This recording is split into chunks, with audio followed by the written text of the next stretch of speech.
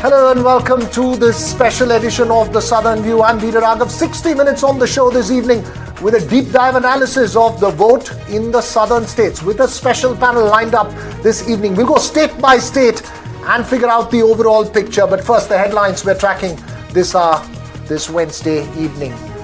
Home Minister Amit Shah takes on the judiciary over the Arvind Kejriwal bail order, says the bail was not routine and that many believe Kejriwal was given special treatment.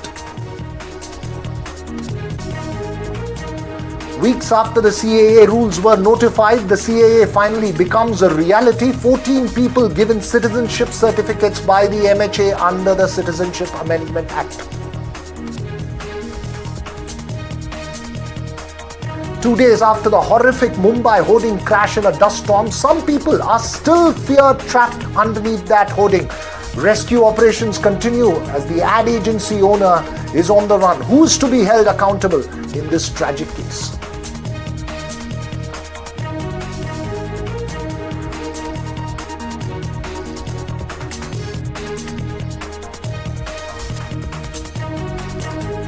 Well, our special focus this evening, we'll discuss the vote in all 5 southern states, one by one, and what the overall picture could mean to that national narrative, both for the BJP and for the opposition. All 5 states and 2 union territories of Puducherry and Lakshadweep, which we are bunching into this group, have voted in the first 4 phases. In 2019, of the 131 seats, the BJP had 29 and the Congress had 28. The BJP's numbers came from Karnataka, 25 from Karnataka and 4 from Telangana. The Congress's numbers largely came from Kerala and Tamil Nadu, but it had 1 from Karnataka and 3 from Telangana as well. For the Bharatiya Janata Party in 2024, containing damage in Karnataka, hoping for gains in Telangana and Andhra and perhaps Tamil Nadu and Kerala, where it's part. In Andhra, it's part of the TDP alliance, would be the key. As I mentioned, hoping, of course, for headway in Kerala, in Tamil Nadu as well. For the Congress, a huge focus in this election is about getting the numbers back in Karnataka and in Telangana, where it's had huge assembly election victories, and holding on to the numbers it got in Kerala and from the state of Tamil Nadu, where it's part of the large alliance with the DMK. Like the national numbers, the voter turnout lower than 2019 in each of the southern states, with a whopping 6.6% drop in Kerala. Telangana 3.6% lower than what it was in 2019, and Karnataka about 1.8% lower. Andhra had the least decline in voting percentages, perhaps because it's a fiercely fought simultaneous assembly and Lok Sabha election between 2 regional forces. So what do we make of the numbers? What's the trends? Who's got the edge? That's the overview, and we'll go state by state. Our special panel this evening, starting with Sanjay Kumar of CSDS, GVL Narasimha Rao, who tracks elections very closely from the BJP, Aishwarya Mahadev of the Congress, political analyst Manisha Priyam, author and journalist Sugata Srinivasa Raju, and my colleague Uma Sudhir join us for the moment. We'll have more joining us as we go state by state. But before I go to the first state, which we'll focus on, is Andhra Pradesh, I want to get a quick 1-minute response from my panelists, starting with Professor Sanjay Kumar. Which is the key southern state or factor you're looking at from the south, Professor Sanjay Kumar, and why? It depends. What are you looking at? If we are looking at whether BJP is making gains or not, then I will certainly be looking at Tamil Nadu, Kerala, also Andhra and Telangana. If I am looking at BJP losses, whether BJP may suffer losses or not, then I will be looking at Karnataka.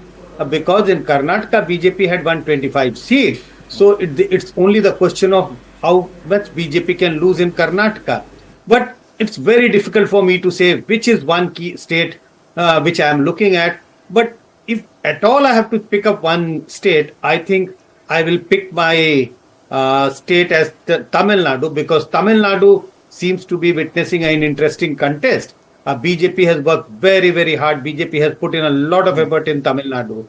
Even if we don't know whether BJP will be able to win seats or not, but I think BJP is certainly going to make an impact in Tamil Nadu. So Tamil Nadu is a state which I am looking for. All right. Sanjay Kumar is looking at Tamil Nadu, GVL Narasimha Rao containing damage in Karnataka, the key challenge for the BJP in these elections? No, certainly we don't see any damage happening in Karnataka because the way people vote in parliament elections and assembly elections, I think is very different. And even if you had traveled to Karnataka during assembly polls, which I did, people talked about voting for the BJP when Modi ji would come for seeking votes in Lok Sabha polls. So like Rajasthan, Madhya Pradesh, voted overwhelmingly for the BJP in 2019 after a loss in assembly polls, you will see a repeat of that in Karnataka. Certainly, the BJP will sweep polls in Karnataka. And if anything, we could even better our tally. 25 plus 1, Sumalata had 1 on our support. So we could be even doing better than last time. And we look forward, we are certainly confident of doubling our tally in the southern region, which contributes to about 131 seats, as you mentioned. We certainly look forward to winning anything close to 60 seats from 29 or 30 in the last election. So this is one region which will give a big leap in terms of our support for the NDA. I'm talking about, when I talk about 60, I'm talking for the NDA. Okay, I'm sure Aishwarya Mahadev disagrees with you, but Aishwarya, is there too much reliance on the state leadership after the assembly election win in Karnataka and Telangana? Your opening remarks. Good evening, Veer. I think before that, I'd like to start by saying that the NDA, or rather BJP, has a conundrum where they have reached saturation in the north and now they have to try and cobble up seats in the south. But the resistance in the south is well and good, and in Karnataka, let's be very honest, we did win 135 seats just last year. And in Telangana, we cobbled up a majority to form government. And there is a large amount of reliance on the state machinery, the guarantees, and the state leadership. While, the tallest leader we have here, Mallikarjun Kharge Saab, is our Congress president. So we ran a very spirited election. If you look at it, Veer, in all these states, we ran very simply on what we have performed and what we will be promising and delivering to the people of the country. And Karnataka and Telangana were actually, models for the national, the 5 Nyayas and the promises that we wanted to give the people. And there was mass resonance in it. And lastly, in Karnataka especially, 25 plus 1 was actually a dream for the BJP because of the fact that the combine of 2019 didn't work. But right now, I think we're poised to hit 20 seats alone as the Congress in Karnataka. And in the south, we will sweep as always. I'll come to Karnataka. I'll go state by state, including to GVL Narasimha Rao's home state of Andhra Pradesh as well. But Sugata Srinivasaraju, quickly, which is the one state that you think could prove a surprise on the 4th of June? Oh, well, when I will not sort of venture to say one particular state, I would rather go along with what Sanjay ji was speaking. But if I'm looking at all the southern states, then I will be looking at how the dynasties and families will be performing. It's full of dynasties and families in the south. You look at Andhra Pradesh, you look at Karnataka, the Congress tickets that have been distributed. It's basically families and ministers and their children. And then if you go to Tamil Nadu, there are the Dravidian families which are contesting. So it's pretty interesting to look at the South just through the prism of families and dynasties. So I will be looking at all of that, and I will see how they perform, because there is a lot of pushback to dynasties and families, which is what I am trying to sort of gather and assess. And in terms of numbers, I think it's Tamil Nadu, which is pretty interesting, because the BJP is making big claims. We don't know if that will all be it's going to deliver. And Karnataka, of course, they have to retain numbers. The BJP has to retain numbers. I think the Congress has performed slightly better this time. So that's where I stand. Okay, that's how you see it. You're looking at Tamil Nadu, neighboring state, as well as dynasties, which could be a story within a story after these elections. Manisha Priyam, quickly, the one state that you think is going to surprise on the 4th of June. So I think the only state down the Vindhyas that the Indian Parliament, geographically situated to the north of the Vindhyas, will look at is the state of Andhra Pradesh, whether the tie-up with Chandrababu Naidu, the NDA there, performing to boost majorities for the BJP and the NDA. That's just about the only state. And I do believe, as I say, that the southern quadrant has become a highly state-specific election, state-specific issues. People in remote Bihar now talk about understanding Kacha Tigu. That's the impact of the southern elections that we had in the first phase. Many elections, million mutinies, but at the end of it, the majority mark is what we are looking for. And will the state of Andhra Pradesh give some booty to the NDA? That's the question for me. Since you mentioned the state of Andhra Pradesh, before I go to Uma Sudhir, let me pull up some graphics on the state of Andhra Pradesh. A fascinating high voltage battle between two strong regional parties. Of course, the TDP, part of the alliance with the BJP and the JSP. This alliance battle versus the incumbent YSRCP. A bitter clash between regional players. The numbers on your screen, past performances there in Andhra Pradesh. 2019 was a sweep for the YSRCP, but 2014 data, and there you see the vote percentages both parties got, both alliance, the TDP was with BJP then, shows that just a 2% difference in that state could make a huge difference in terms of seats. Uma Sudhir, you've tracked Andhra Pradesh very, very closely. It's been spoken about as an election of arithmetic. Is it largely going to be an election of sub-regions within the state, with Rayalaseema voting differently vis-a-vis coastal Andhra? Veera, first on the state that I would be looking at most closely, certainly I expect Karnataka to give BJP certain shocks. I mean, they will go down in their numbers. Andhra Pradesh, we certainly expect it to actually do well. They have won seats there earlier in the same alliance with the NDA in 2014. Telangana, they are going to increase their numbers for sure.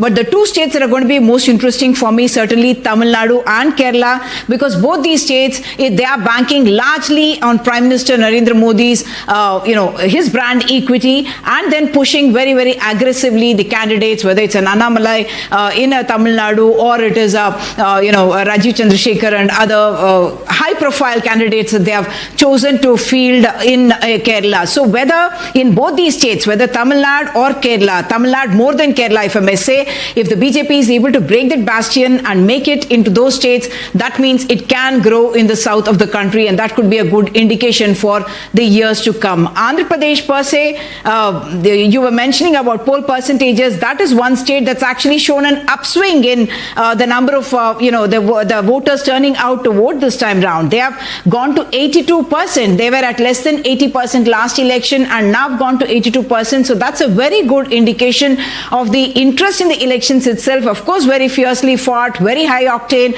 and that's the reason why people turned out not just in rural Andhra Pradesh. Mind you, urban Andhra Pradesh turned out in big numbers, as many as 4 to 5 lakh people, perhaps from Telangana, Nanded, everyone going in to vote. So that enthusiasm very, very high in Andhra Pradesh. So that's an election that will certainly probably throw up better numbers for the BJP than the Tamil Nadu or a Kerala. So the point that you're making, and I'm going to take this first to Sanjay Kumar and then to GVL Narasimha Rao and Aishwarya Mahadev as well. Sanjay Kumar, while the numbers in Andhra Pradesh could be fascinating for the NDA, the BJP per se may only have marginal gains in that state. Certainly, Veera, because BJP is not contesting on a very large number of seats. I think BJP is contesting 6, and it's a smaller alliance partner, in alliance with the TDP. So you are right. If there are gains, it will be gains for the NDA much more than the gains for the BJP as an individual party. Right, and GVL Narasimha Rao, gains from Andhra Pradesh and perhaps Telangana, which we'll go to next, seem to be low single digits. Veer Raghav, you see, 2 Telugu states, I think nobody has mentioned it so far, so let me say it. The 2 Telugu states will stand out as major gain states for the BJP in the entire South. and in Telangana, we will certainly have a double-digit tally, up from 4 to maybe 12 or 11, whatever, but definitely 10 plus. So that's a state where we are contesting on our own strength. And this is a state where we managed to win only 8 assembly seats 4 months ago. But like last time, we won only 1 assembly seat in December 2018. But come April 2019, we won 4 Lok Sabha seats. So history will repeat, and we will at least win a double-digit tally in Telangana. In Andhra, where we contested alone last time, did not have any seats on our tally. This time, the NDA will certainly win a substantial number of seats. Karnataka, I think, will surprise pollsters and many other people. Again, Karnataka, BJP will retain its strength, and it may even better, because we have JDS as a new partner in the coalition, which certainly adds to our strength. Even in the earlier election, a lot of JDS vote went with the BJP, but there will still be an addition. Sir, and therefore, but I think you're defeating my show flow of going state by state. All of you are speaking about all states in one go. Let's focus on Andhra Pradesh at the moment in terms of what it is. Parliamentary election and simultaneous assembly election as well in Andhra Pradesh. Do you believe that the trends are going to carry across? A. B. As far as your ally TDP is concerned, if it's going to be a close election with the YSRCP and the YSRCP holds itself in Rayalaseema region, are you worried that at the end of the day the TDP may not cross the halfway mark in the state assembly and it could well be a coalition government there? Raghav, from the beginning, to be very honest, the Lok Sabha election is our primary concern, because we are not a very significant, we are not contesting on large number of seats as far as assembly is concerned. In Lok Sabha, our share is 6, which is about 25%. But in assembly, we are contesting only in 10 out of 175 seats. So certainly, but the overall trend show that NDA in the last couple of weeks after Prime Minister Modi's rallies, after the first rally of Shri Amit Shah, followed by 3 rallies of Modi ji and a roadshow by him in Vijayawada, the NDA, I think though the BJP is seen to be a junior partner, we have done the heavy lifting in Andhra Pradesh. So certainly Andhra Pradesh NDA is in contest because the BJP is a partner in this alliance. Otherwise, it would have been YCP all the way. Uma Sudhir, would you see it that way? Uma Sudhir, would you see it that way? Does the TDP see it that way? The BJP has less than 1% share. That's no doubt that the BJP is really less than 1% of the vote share, whether it's an assembly election or a parliament election. But having the BJP on its side certainly boasts the morale of Chandrababu Naidu, I must say, for more reasons than one.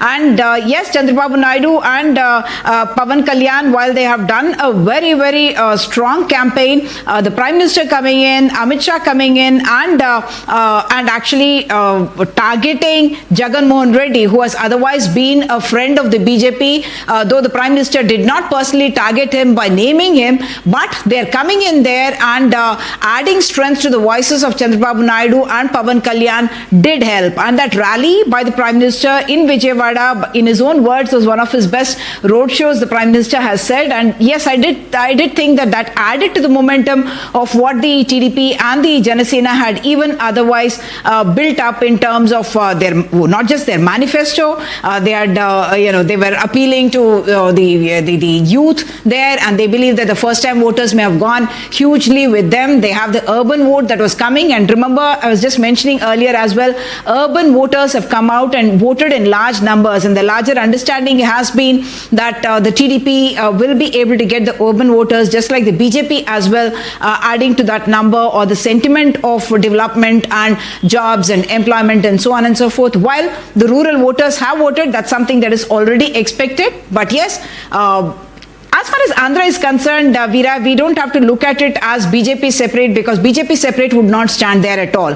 But as NDA, they do have the numbers and they are going to get the numbers. And even otherwise, it's largely understood that either ways, the BJP will get the support from whoever is having the maximum number of MPs, in fact, in Andhra Pradesh. So. Right, let me shift to the other Telugu-speaking state of Telangana, and there I will interview, I will bring in Aishwarya Mahadev as well, because it's crucial for the Congress. On your screens, the numbers as far as Telangana is concerned from the past. The real and only question in that state, at least to my mind, is how will the dynamics of a parliamentary election play in the absence of the BRS and after the decimation of the BRS? Remember, the BRS was the major player there in Telangana in 2019. After the assembly election rout, several senior BRS leaders have deserted the party, shifted out. Will the voters desert it? What happens to the caste arithmetic there? Who is likely to benefit there? That would be a crucial question there as far as Telangana is concerned. Aishwarya Mahadev, a very quick question as far as Telangana, which we'll carry over to Karnataka as well. Is there too much reliance on that assembly election performance translating into this, into a victory in the parliamentary polls as far as the Congress is concerned? Too much heavy lifting by the state leadership?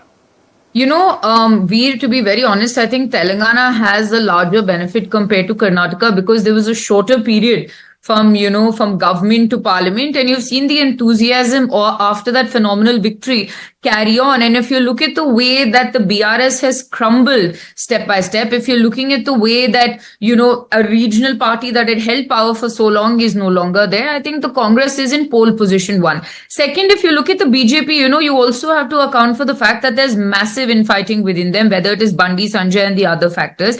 And I think the Congress is in prime position. I don't see BRS making any of the 9 seats that they had. I think Congress's 3 will go up substantially, and I think out of the 17 we have a majority. And in Karnataka, more than the leadership, I have to say this, Veer, if you go to the ground, it is the guarantees, and I think that has been... Again, Aishwarya, wait for Karnataka to be picked up because we are playing graphics along with the way, along with what you're saying. We'll come to Karnataka and the focus on Karnataka, but for the moment, focus on Telangana. Sanjay Kumar, is it well and truly time to say that Telangana is becoming a bipolar battle, or is this just for this parliamentary election? Do you see the BRS still holding some vote share when it comes to the road ahead? We are certainly not in 2024 that BRS would be holding forth because, yes, BRS got defeated in the assembly election. I won't consider it as a rout, but we know that people vote very differently in assembly election and in Lok Sabha election. I think after the defeat of BRS in the assembly election, for the Lok Sabha election, the real choice for the people of Telangana has been between BJP and the Congress. So, for 2024, it is, in my opinion, it's a direct contest between BJP and Congress in Telangana. Right, 2024 direct contest. You say GVL Narasimha Rao, will the gains for the Congress be much more than what the BJP will make in Telangana this time, post the BRS's decimation in the assembly polls? No, certainly. I think we see a repeat of, as I said, 2019, the collapse of BRS. I do see a massive collapse of BRS and that vote shifting almost entirely to the BJP. But anyway, we'll wait and watch on the 4th. But we are confident of bettering the Congress vote share by a big margin and certainly securing more than 10 seats in this election. How the assembly will play out 4 years from now will depend on whether BRS is able to hold it together. Because even in this run-up to this Lok Sabha poll, we've seen a large number of BRS leaders switching sides, both to the BJP and also some towards the Congress. So it depends on how this party is able to hold, whether next 3-4 years, whether it will hold or it will wither away. So, but that's a call that's something that you'll have to wait and see. But certainly, Congress and BJP will continue to be the principal players in Telangana going forward. Congress and BJP will be the principal players. You see, Shugata Srinivasaraju, having tracked regional parties and understood them in other states, as far as the BRS is concerned, you think this parliamentary election would be decisive on the road ahead, or would it be the next assembly election that will determine whether it can survive in the long run or not? I mean, Veera, this election, it looks like it's a direct contest between the Congress and the BJP in Telangana. But, the aspect that I will be looking at is, see, BRS may have been routed, in the assembly elections, and lot of people may have switched sides, but they still have a substantial vote share. And even if that comes down, and if it's a low margin election, we don't know who they will be damaging, whether they will be damaging the Congress or the BJP. So that's a very, very interesting thing to look at. They may not get seats on their own, but who will they damage? Will they give an edge to the Congress, or will they sort of help the BJP is the question there. Right. And, Andhra is more a symbolic thing. They're contesting very few seats there. But Telangana is where BJP is actually trying to look and make gains. And if BRS, is going to damage the prospects there of the BJP, or I want to get Congress is the key question. I want to get Uma very quickly on this. Uma, what's the sense within the BRS? The BRS is not going to be a party which is going to wipe out as of now. See, one is the BRS has a substantive vote share, like Sugata was mentioning. They do have that one, they are only 2%. They had only, they were just about less than 2% less than the Congress, even though they suffered defeat in the assembly election. So I don't expect that the BRS is going to be wiped out as a party.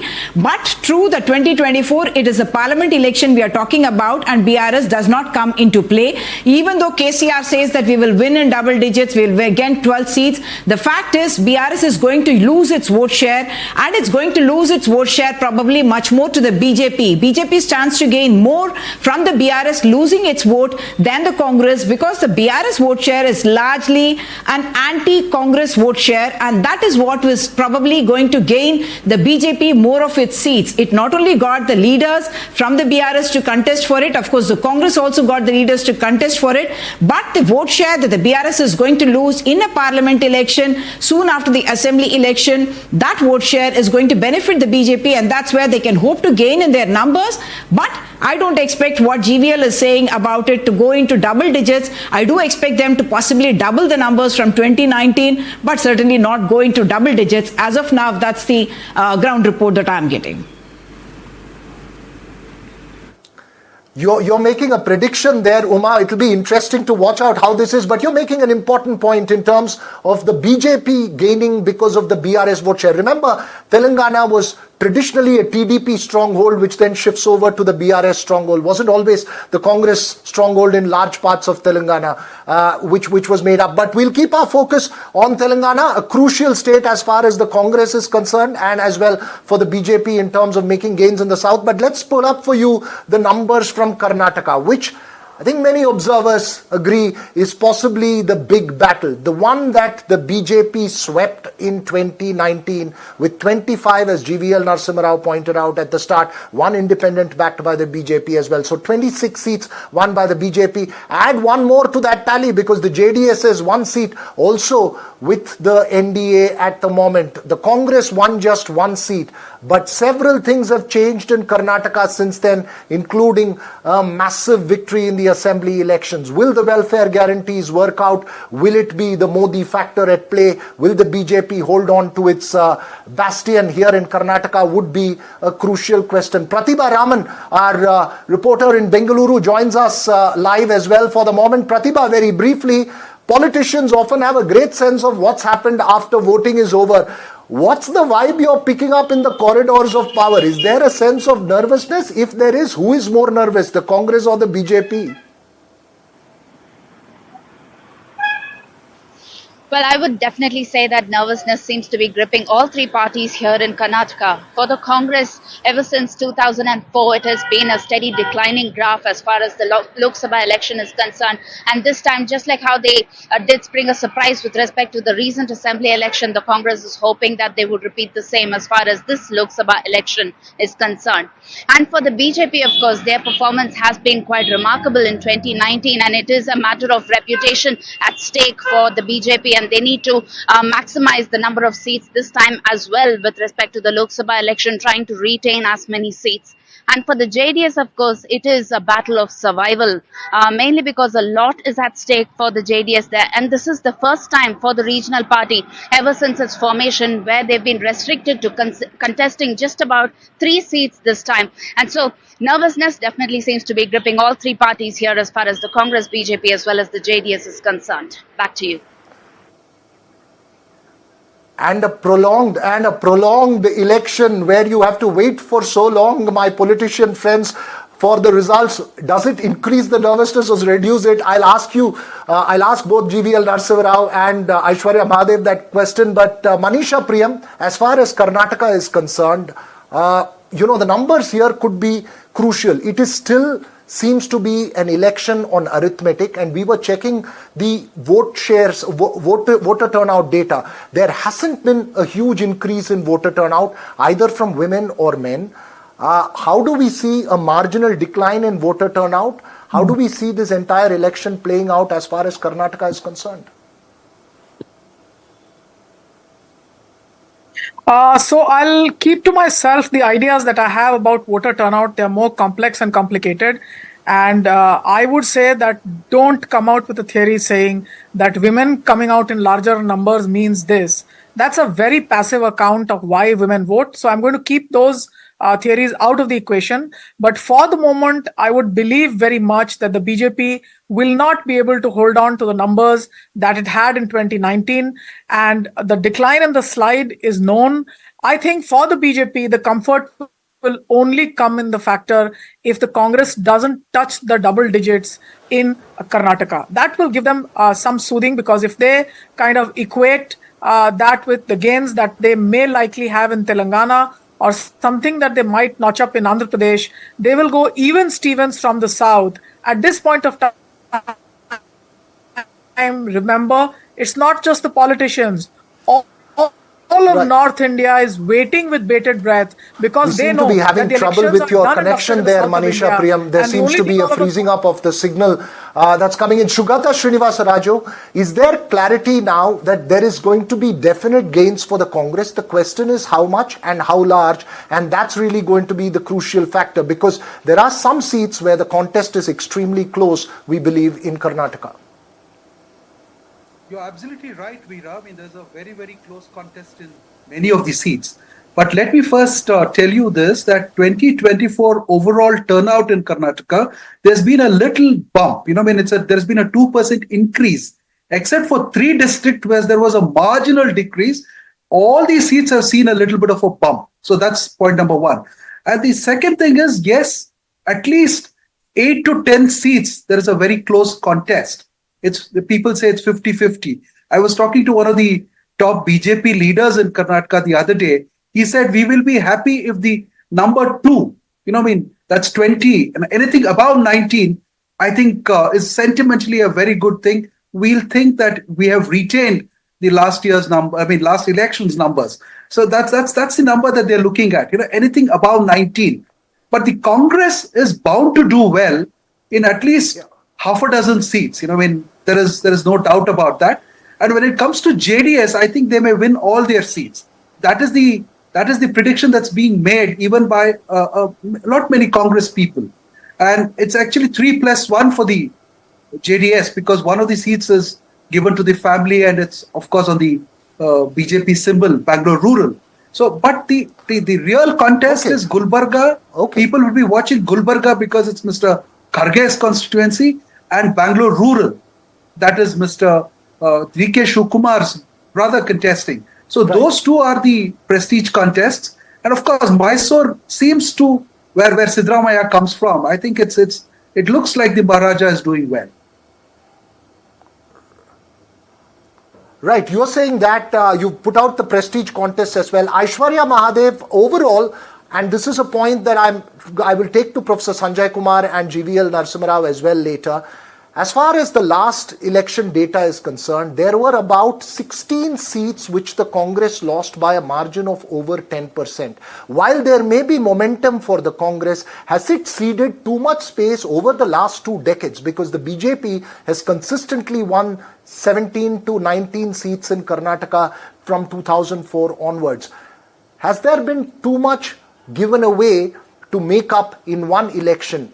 Quick response from you. Veer, I think that the priority for us was state, and then even the last time in 2018, we didn't have a decisive majority. We were in coalition, which hamper our 2019 performance. But I think the Congress overall this time has been very emboldened by victories in the southern states, and also with the momentum we have, that we have focused far more, whether it is candidate selection, whether it is the caste combinations, whether it is the fact that we do not have a coalition which destroyed us the last time. I think we're in far better position, and let's make this very clear. Whether it is Kalburgi, whether it is Bangalore rural, there are seats we are definitely winning, no matter how much the machinery of the BJP along with its allies have worked there. And this I can say conclusively because of the reports from the ground we have. And out of the 28, I think we're poised close to 20 seats is what I am hearing. And now it takes up the research on taluk level and the Form 20s to see where exactly we could be, Veer. Let me be honest. I've spoken to both BJP and Congress leaders in Karnataka. I think the BJP is certain that they're going to lose some seats. The Congress leaders say 8 to 10 is what they're sure of, and the fight is strong in about 7 seats. GVL Narasimha Rao, if those numbers were to hold for the BJP and there is a reversal in Karnataka, it could really change the southern picture, even if you make some gains in Andhra Pradesh and Telangana. No, Veer, I don't think that picture should change because I'm a numbers man and I won't go by political speculations. Just look at the numbers. Look at the vote shares. The BJP polled 52% in the last 51.4%. The JDS polled about 9.7%. Together, in 2019, we polled 60%, 61% votes together against 32% of the Congress party. Congress is struggling in 30%. And even in assembly polls, where they secured a big majority, the Congress has polled only 42%. And even in the assembly polls, the combined vote share of the BJP and JDS is well above 50%. So I don't see any numbers going down, while the contest may have become a little more tougher on some seats because the Congress has become more resourceful, so to say. But I don't see the numbers going down by a wee bit. But let's see, because even the the trouble is that with Karnataka, we saw last time in 2019 that on paper numbers never really translate into actual results. Last time Congress plus JDS ended up getting routed by the BJP, which crossed 50% vote share in 2019. And the other concern, GVL Narasimha Rao, very briefly, is faction fight within the BJP. Is there still friction within the BJP which could really cost you big? Because the one factor that's often been the disaster factor for the BJP in Karnataka has been faction trouble. No, where you see, obviously in political parties, I think you do have certain internal problems. And in the run-up to Karnataka Lok Sabha election, we did see some of those. But my experience has been these incidents do not generally impact the outcome of Lok Sabha elections. Very rarely, very exceptional cases where they will impact the outcome of Lok Sabha polls, because where some individual candidates who are aspirants to tickets, who out of disaffection leave the party and go, that doesn't affect Lok Sabha outcome much. In assembly elections, they tend to have a very much graver impact, not so much in Lok Sabha polls, where the voting happens more on the national issues and on macro factors, not on local candidate-specific factors. Okay, let me take that to Sanjay Kumar. Professor Sanjay Kumar, given the kind of margins that we've seen in the past, is it, while you may sense a momentum for the Congress, is it still a lot to make up for? For instance, in some seats like Udupi, Chikmagalur, they lost by 30% vote share. No, you are right. If you pick up seat by seat, we may get a sense that it would be very difficult for the Congress to make up for the huge gap or huge losses which they have suffered. In a sense, the gap between the winner and the runner. And if you look at the 2019 Lok Sabha election, Congress managed to win only in 1 seat. So they lost large number of seats and with a very sizable margin. So if I only look at the margin of defeat of the Congress, I might get a sense, or I might end up saying, oh, very tough task for the Congress in 2024 as far as Karnataka is concerned. but we also have to figure out the reality, the real situation on the ground. I think things seems to have changed a lot after Congress had managed to form the government in Karnataka. The two regional strong leaders are, are working very hard for the party. They have worked very hard for the party. So I think things seems to have changed on the ground in Karnataka.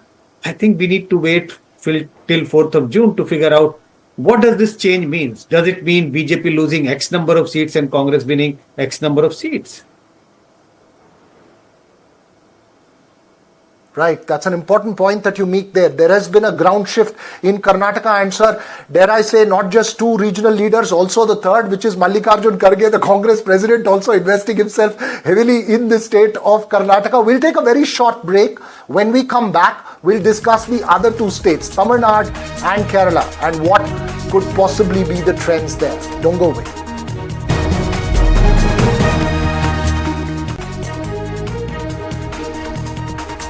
Welcome back. 5 out of 5 southern states have voted. We have completed 3 out of 5 on this show. We've got 2 remaining, Tamil Nadu and Kerala, the two fascinating states. In Tamil Nadu, of course, was a fascinating contest this time. The challenge really is whether it will remain an ADMK versus DMK battle, or can the BJP actually make inroads in terms of vote shares in Tamil Nadu. That's really the big question. Remember, the DMK playing it as an ideological battle. As far as Tamil Nadu is concerned, the BJP focusing its attack on the DMK and the first family of the DMK. The Prime Minister heavily investing himself in the state of Tamil Nadu as well as the state that we'll go to next, Kerala. But we also have R.K. Radhakrishnan from Chennai and my colleague Sam Daniel join us on this panel this evening. Very briefly, Sam Daniel, I posed a question to Pratibha. Politicians often have a very good sense of the numbers after voting. What are you picking up in terms of the grapevine and from the corridors of power? Is there a nervousness in the DMK? Is there a nervousness that they may end up losing some seats, or there could be a change, or are they supremely confident of a 39 on 39? Although they are supremely confident of repeating their 2019 clean sweep performance or bettering it, Veera Raghav, there is a sense of nervousness with regard to at least 7 constituencies where they say they expect a tough fight, where things could change in terms of who will win ultimately.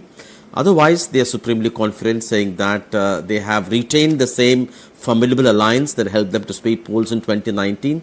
The opposition is fragmented. The trouble seats could be one, Dharmapuri, where PMK's Anbumani's wife, Soumya Anbumani, is contesting. The seat also saw a very high voter turnout of 81.4%. Second could be Kallakurchi from DMK's point of view, where there was voter turnout of 79.2%. The other one could be Tirunelveli, where BJP's Nainar Nagendran is contesting, where they say there could be a close fight, if not a kind of a neck-and-neck race, yes. Right, interesting that you point that out, and very interesting that you put those 3 seats. I just want to quickly get R.K. Radhakrishnan to weigh in on that. R.K., is there a sense of nervousness apart from just these 3 seats in terms of what the vote shares are going to be? Or do you see that not affecting the DMK at the moment? Thank you for the opportunity, Veera. Yes, of course, there are some tough seats to fight, but I think largely the DMK Congress alliance is sweeping the poll, including Pondicherry. 40 seats are in the bag, but yeah, margins will be much lesser. I would include to the list that Sam had put out, I would include Velu, I would include Namakkal, Tirupur, Pollachi, and even Coimbatore for that matter. Coimbatore is a close fight among 3 contestants, but I don't see the BJP being even number 2, possibly number 3, though some polls, there are exit polls all the time, and politicians know this. Put analyse, percentage at about 26, 25 and all that. So yes, there are definite concerns for the DMK that the number of their margins, 2000 margins will definitely not hold. It will be much, much lower, but it appears that the DMK Congress is sweeping this round as well. Right, interesting that you say that. GVL Narasimha Rao, very quickly, was it a battle for vote shares in Tamil Nadu, a symbolic battle to reiterate the party's expansion plans there, not really a quest for seats? Very briefly. No, we don't fight any elections symbolically. Every election is fought with all your force and all your force at your command. This election also we had fought. We contested to emerge as a third viable alternative, rather real alternative to to the DMK government, DMK alliance in Tamil Nadu. We are confident of winning a few seats, a handful of seats, but certainly this will set the stage for a 2026 major battle in Tamil Nadu, assembly election battle in Tamil Nadu, and we have fought this election as a launch pad for 26. Okay, you're saying this election is a launch pad for 2026. Before I get Aishwarya Mahadev into this conversation, I also want to pull up the numbers as far as Kerala is concerned, because that's the crucial Congress per se state. It was in 2019. The UDF swept with 19 of the 20 seats. The Congress won 15 of it. How the numbers are going to play out there, because the BJP has been putting up a fight there. Is there a sense of nervousness about Kerala, Aishwarya, or do you still believe that Kerala is going to be a left versus Congress battle? Because the BJP has fielded some big faces in seats like Thiruvananthapuram, Thrissur, Pathanamthitta and Athingal. Two responses, Veer. When it comes down to Tamil Nadu, I think, for all of India, the fact that the likes of Annamalai is seen in the media, in Delhi media every day, is not indicative of the battle on the ground. And what GVL sir said is very indicative of the BJP's plans, which is they're setting foot for the next state election, which is why AIADMK moved away. They're nowhere close to being a third party in Tamil Nadu. But coming down to Kerala, I think it is still very much, even though we are a larger India, the coalition that is there, it is a left versus a Congress fight. The BJP is the one that tried to make inroads while bringing a Rajiv Chandrasekhar and, Rajya Sabha members also to sit and contest. But I do not think, that they're going to see any results. They're expecting at least 3 to 4 from what I hear, including Mr. A.K. Antony's son. But I believe that the voters, especially in those constituencies, also trying to monopolize on the Sabrimala battle, that the voters in those constituencies have not traditionally left. This is a prestige battle for the state government and a prestige battle also for the Congress to retain what it is. But either way, either of us win, we form part of a larger coalition for India. So I think it's all good, Veer. The BJP is nowhere close. I think only the Kerala voter can understand, R.K. Radhakrishnan, your home state, on the difference between the left and the Congress in an ideological battle where both of them are portraying the same campaign, a plank at the grassroots there. Do you see the narrative as far as Kerala changing? No, Veera, the only place where the Pappu comment came up was in Kerala, and it was incidentally done by Pinarayi Vijayan against Rahul Gandhi. We didn't hear Pappu from Narendra Modi or Amit Shah or even GVL. So the thing is that the fight was tough, and the fight is between Congress and the left combined, and there is no two ways about it. And Surendran, the state president of the BJP, contested in Wayanad. Unfortunately, even NDTV, given the short strip, so to speak, and the fight it was being projected in Delhi as one between Annie Raja and Rahul Gandhi. So I guess the BJP's only big point from Kerala is that, like Annamalai was projected from Noida, the big point was Rajiv Chandrasekhar being focused on your show from Trivandrum. But again, Trivandrum, the fight is between CPI and Congress, Shashi Tharoor and Pandian Ravindran. So, Kerala, I think... But BJP has been consistently number 2 there, RK. Yeah, absolutely. 13% of the votes. I don't think they have anywhere... Last two elections. Both Kerala and Tamil Nadu, they don't have that kind of vote percentage. But yes, Kerala, the vote percentage is great, between 10 and 13%. But that is not enough to see you through an election. You need allies. And that is what even the state president Surendran has been speaking about. Unless we get a coalition where, Christian groups or Christian political parties join us, it is impossible to win an election in Kerala. Okay, I must mention, though, since you mentioned the Pappu comment, GVL Narasimha Rao, like a good Telugu, loves his Pappu every day served on the plate. That's the Pappu that he speaks about. Right, GVL Narasimha Rao? Quick response from you before I go to Sugata Srinivasa Raju and Sanjay Kumar for final comments. No, I have never used such names for any politician. So therefore, at least it's not that I'm not using it for this time. I've never done it in my short 10, 20 years of politics. Yeah, Okay, I stand corrected. Yeah, I stand corrected. Thank you. No problem. Okay. But I thought I must put it on record. I have never used such terms for anyone. Kerala All right. certainly So- expect a big jump in our vote share. And like Radhakrishnan said, in 4 or 5 seats, we have contested very seriously. In Thiruvananthapuram, we were runner-up in 2019. We were runner-up in 2014. And we hope to emerge victorious this time. In Thiruvananthapuram, Ettingal, then in the Sabarimala constituency, we certainly are making major gains. We certainly know it's a difficult contest, but people are confused about the UDF, LDF being on the same side in Delhi, but being fighting against each other in Kerala. So that certainly is going to expand our footprint in Kerala this time. I only have 1 minute left on the show, and I'll have to cut this short. I just want to get a very quick final word from Shugata Srinivasaraju in terms of the overall numbers, and then go to Sanjay Kumar. In terms of the overall numbers, would I be right in saying that while the BJP's plus or minus would be in minor single digits, it's for the Congress that the southern vote really crucially matters in terms of numbers as far as the opposition, primarily from Telangana and Karnataka? Quick response. At least, Veera, that is the narrative that the Congress has built. But effectively, Congress is contesting only 70 seats in the south, according to me. Because Andhra, the 25 seats, I don't think they have a great presence. And in Tamil Nadu, they are just contesting 9 seats. So even Congress, is effectively contesting 70 there. So this whole narrative that they built, that, the south is their bastion, I don't think is really correct. It's the regional parties which hold the key.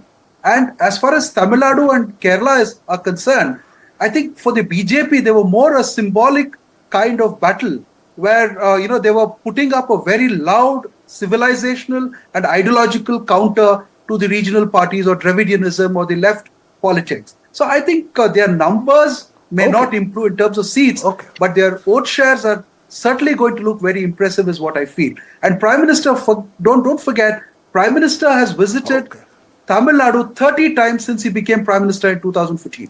So there is some amount of element of relentlessness there. Right, Sanjay Kumar, your final words. Your final comment, Sanjay Kumar. Just sum this up for us.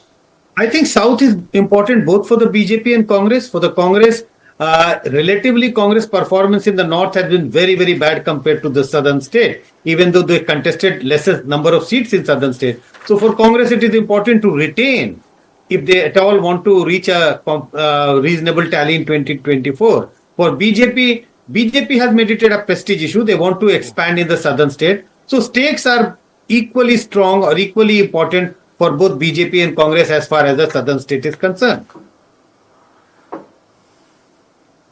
Right. On that note, we'll have to close this show, this Southern View edition. Thanks very much to all of you for patiently sharing your thoughts on each of the 5 southern states. That's all we have time for this evening on the show. The news continues here on NDTV.